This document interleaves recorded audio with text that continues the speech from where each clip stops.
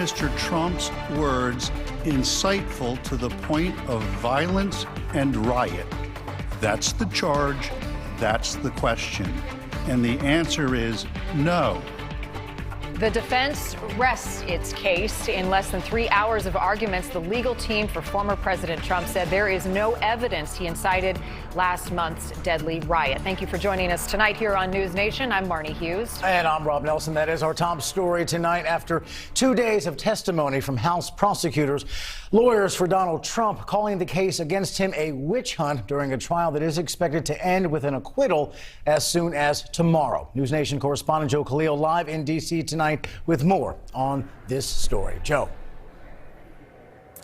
Yeah, Robin, the former president's defense team was quick with their arguments, not nearly as long as the impeachment managers took here, just a couple of hours. But, in their defense, they went really heavy on the idea that the entire impeachment trial was, in their words, a political attack against the former president. They equated some words that Democrats had used in the past and tried to compare them to the speech that the president gave on January 6th. They also made this a First Amendment issue, saying that the president's speech is protected.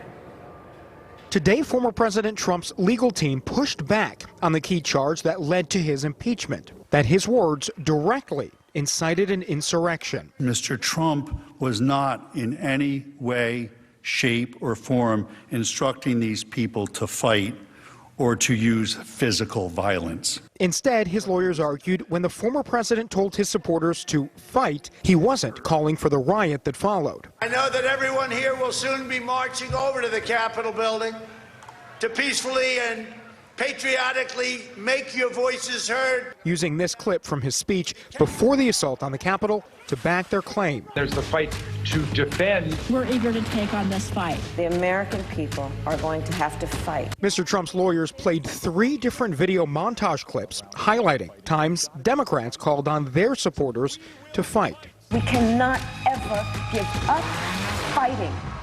The defense also highlighted past examples of Democrats challenging election results. I object because people are horrified. Arguing the impeachment trial was a politically driven double standard. Not only is this impeachment case preposterously wrong on the facts, it is also plainly unconstitutional. Their goal is to eliminate a political opponent, to substitute their judgment for the will of the voters. The former president's defense team notably did not address his tweets and speeches about the election being stolen in the weeks leading up to January 6th. That, say Democrats like Hawaii's Mazie Hirono, ignores the obvious. He had to have known that there would be violence, they were prepared for violence, and he just lit the match. Convicting Mr. Trump will likely require 17 Republican votes. Without objection, we are adjourned until 10 o'clock tomorrow.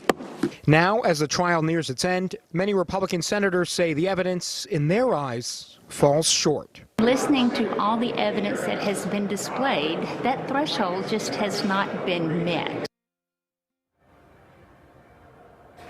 Joe, there has been some reporting that top Republican Mitch McConnell has not made up his mind yet. Can you shed some light on that? Marnie, so yeah, there is that reporting out there. And, it's interesting because a year ago, in the first impeachment trial of President Trump, Senator McConnell was very openly against that impeachment trial. He was also trying hard to get Republican members to stick together and vote against it. He's not doing that at all this year. And I talked to 2 members of the Senate just a couple of hours ago. They told me, frankly, with everything they know about Senator McConnell, he typically keeps things close to the chest and is private about certain things. So the fact that we're even having the discussion likely means that Senator McConnell wanted to let it be known that he was undecided and sort of put it out there as a feeler for maybe other Republicans to gauge, where many of his members of his party are. So we're going to see. That certainly doesn't mean that he has made a decision one way or another. Some Democrat senators think it's unlikely that he would vote to convict, but we're going to have to see as we get votes coming in at the end of the day tomorrow. Well, critical when the Republicans need 17 votes to really get that 2/3 majority for conviction. Yeah. Joe Khalil in Washington, D.C. tonight. Joe, thank you.